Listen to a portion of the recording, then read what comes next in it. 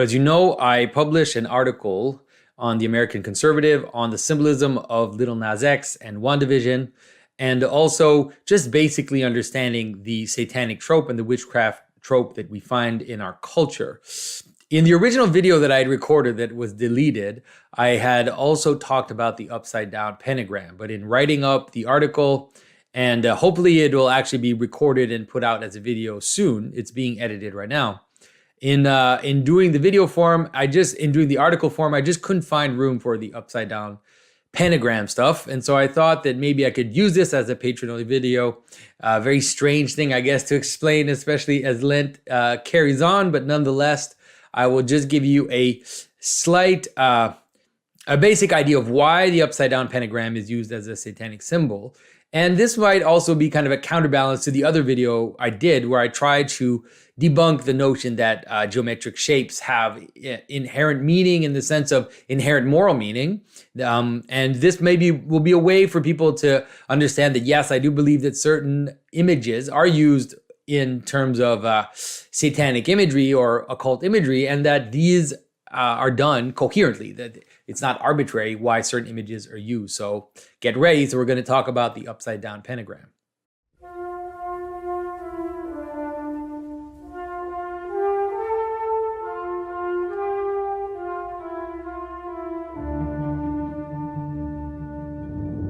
This is Jonathan Pajot. Welcome to the Symbolic World.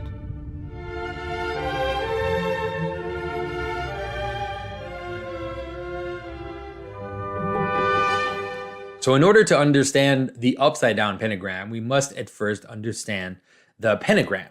A pentagram is, we call it a star. I mean, the fact that we think that this is a star is, let's say, is a very abstract vision of what you actually see in the heavens.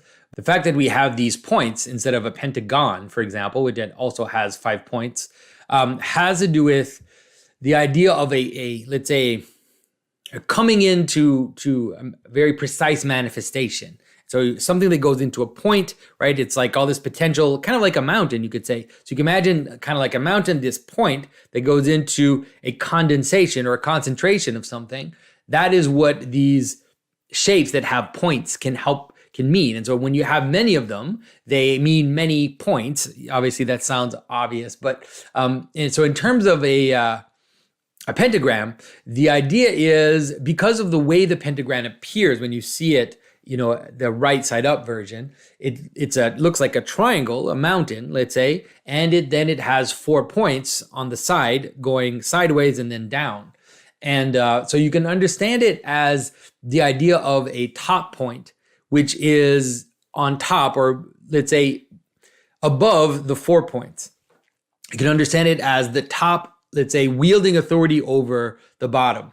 So the origin of the upside down pentagram obviously comes from magic. It comes from, let's say, this magical tradition that was installed in the West, starting in the late Middle Ages and in the early Renaissance. And so both the right side up pentagram and the upside down pentagram will be seen based in kind of occult practices. So, you have this image, of course, of the pentagram with the person standing in the middle and doing some kind of weird ritual.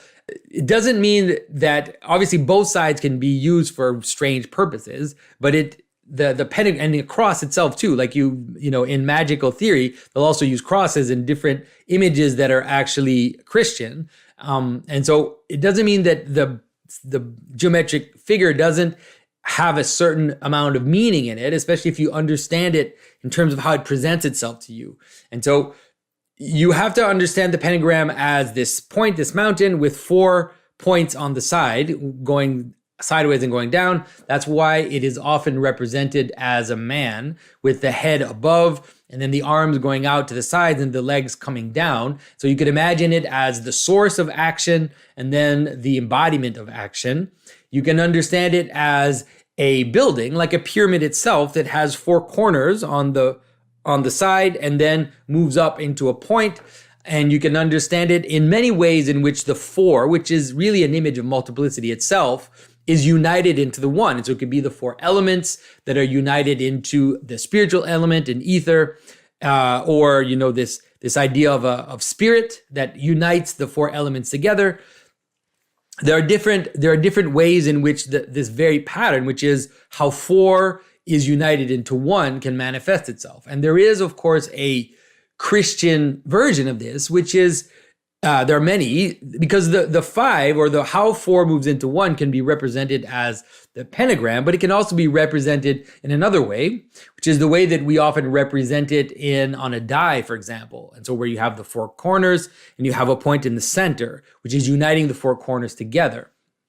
So if you imagine the four corners and the one in the middle like this, you can think that you could flip it this way, and then you would have the four corners with the middle corner above, and then you have a pyramid. Whether you imagine in the middle or above, it has the same meaning, let's say. Another example of this is in the notion of the chariot. And so the manner in which four moves into one is represented in scripture in the story of the divine chariot, in the story of the Merkabah, where the prophet has a vision of these four beasts, these four cherubs that are on the corners, and they're on wheels, and you have this sense that they are moving. And then the rider descends upon the chariot, the Son of Man descends, and this becomes the vehicle for the glory of God to manifest itself. And so, it's not, think about the Ark of the Covenant, for example, which has the same pattern. You have the four corners of the Ark, you have a box, and then on top of the box, then you have the glory of God, which descends, and is the manner in which the box, or the stability of manifestation, unites itself into a head, okay? So that's basically the notion of the pentagram, or the four that moves into one. Like I said, it's not just limited to a pentagram. And you have Christian versions of that. The two Christian versions that you can see of that are related to each other. One is the image of Christ in glory with the four glories on the side. And so you have Christ and his head, and so you have the halo in the middle of Christ, which is the head, the way in which the four unite. And then you have the four beasts on the corners, and those four beasts are also the four evangelists. So you can imagine a structure where you have the four gospels, the four evangelists, the four beasts, and then Christ, which unites this multiplicity together into one. And it really is an image about how reality works, and how multiplicity four creates a stability, because you have two sets of opposites. You have this vehicle that is actually stable, whereas duality doesn't have that capacity, and neither does three, because three is dynamic. It has a dynamic quality, which is that the three are always related to each other in a more dynamic quality, which is why the Trinity is three. But four has this kind of stable incarnate manner. And so obviously, like I said, you can imagine your arms and your legs, these 2 feet below, and then these two arms acting in the world.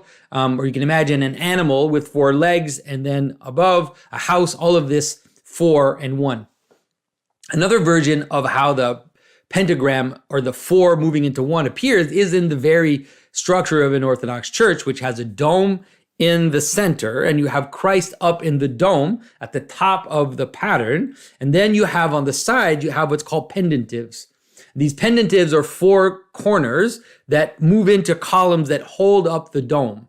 And the 4 corners are really like 4 points there. These are 4 points in the corners and in the top. And so you can imagine it, of course, straight like in a die where you see the 4 dots and the one in the middle, but because it's a dome, it's obviously flipped, like I told you like this before, the 4 corners and then the rider at the top, or the summit of the pyramid, or the summit of this 4 at the top, okay?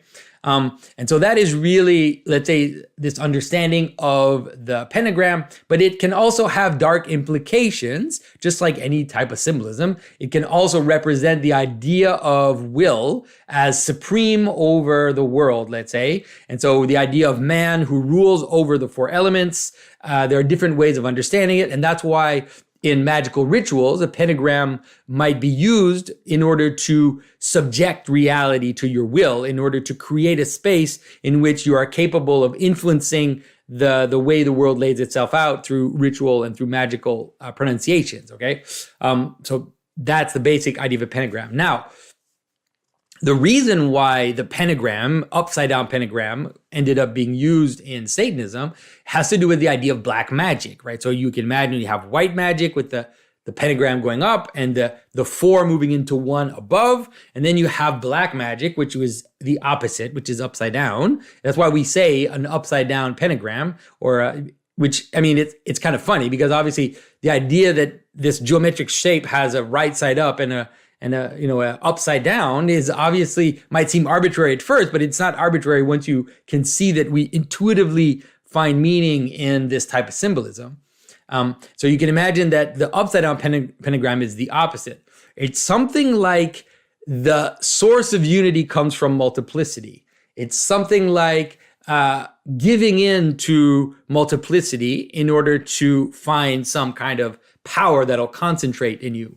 And so you can imagine that's why it's something like invoking demons. It's, giving up your soul to receive some kind of particular power that is going to land down there. So you can understand why that would be satanic in the sense that that's what Satanism is, right? Satanism is an upside down reality. It's a giving in to ends up being a giving in to your different passions, giving into and it is in a certain way, it's kind of atheistic, and it believes that multiplicity can give unity. And so that's why it appears upside down. And that's also why it's the image of the goat that you see in kind of black magic symbolism.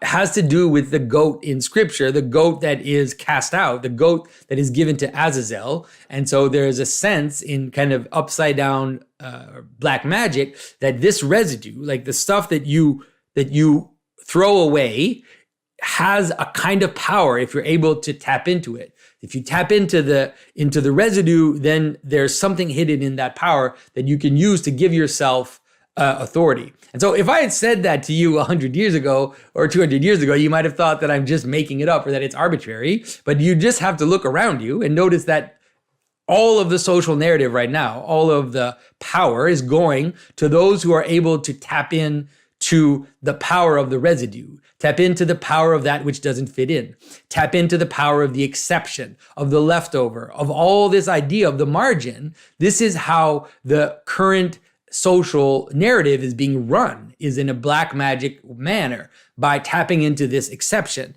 and giving place and giving room to the exception.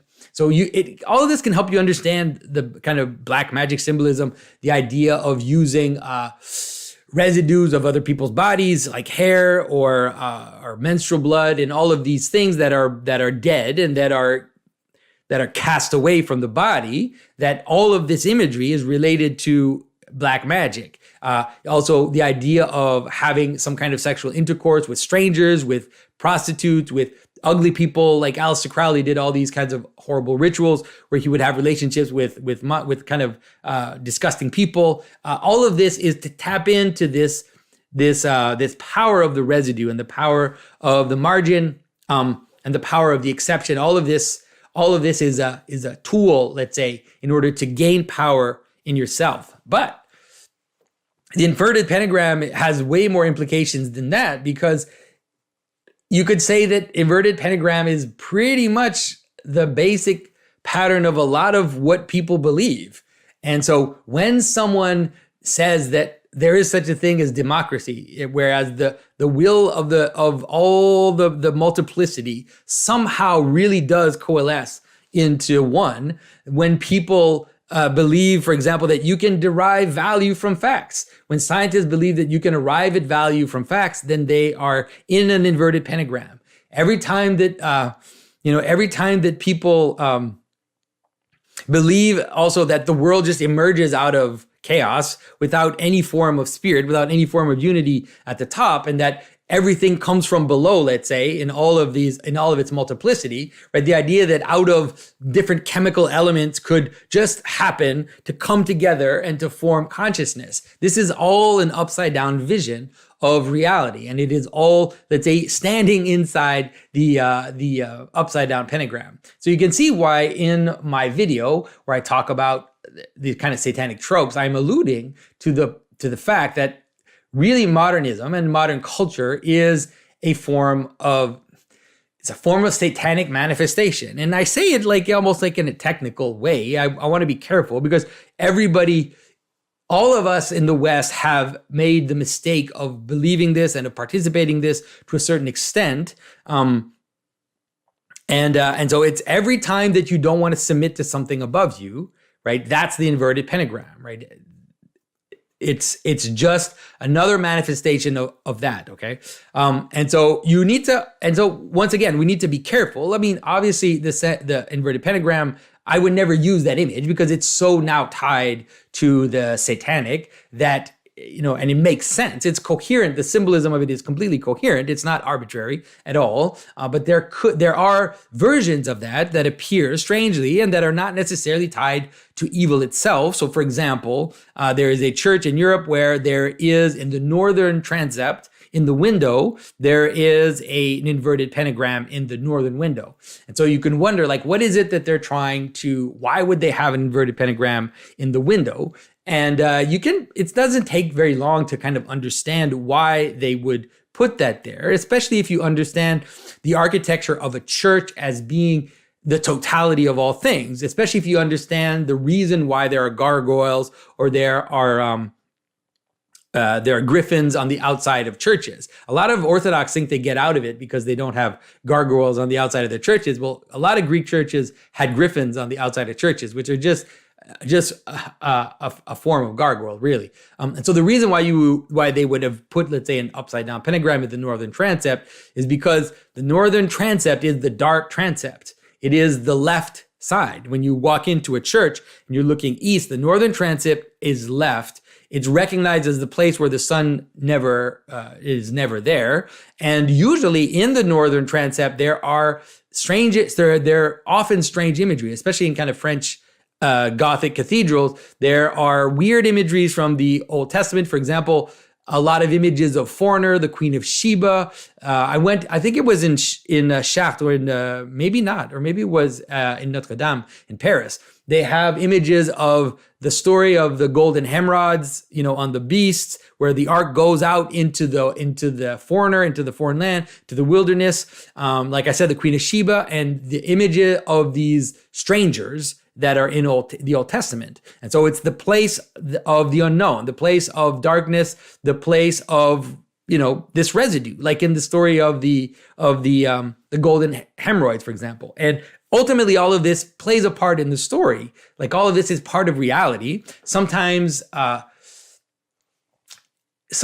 even despite the people who are embodying this symbolism, one of the things I hinted at in my article on the American Conservative is how these Satanists, they think they're being really clever and they think they're being really smart, but ultimately they're actually, without even knowing what they're doing, they're going to participate in the return of Christianity. Just like by killing Christ, Satan didn't understand that he was participating in the salvation of the world. This symbolism, this kind of dark upside down symbolism, will ultimately and inevitably call back to the other side, will inevitably be like this strange dark mirror that at some point will inevitably call back the normal order of things and a return of the Logos. And so maybe that can give you a little bit of hope in these dark times. And so make sure you understand what I said. I'm not saying that you should be sporting upside down pentagrams and you should be sporting all that. Like I said, it is, especially the way it's used today, a very dark and coherent imagery, but rather just understand that Christ is stronger than all of this, that God is above and beyond these considerations, and that the story is going to play out how it's going to play out, and truth will always win in the end. And so I hope this was useful in kind of understanding a little bit the symbolism of the upside down pentagram. And thank you everybody for your support, and I will talk to you very soon.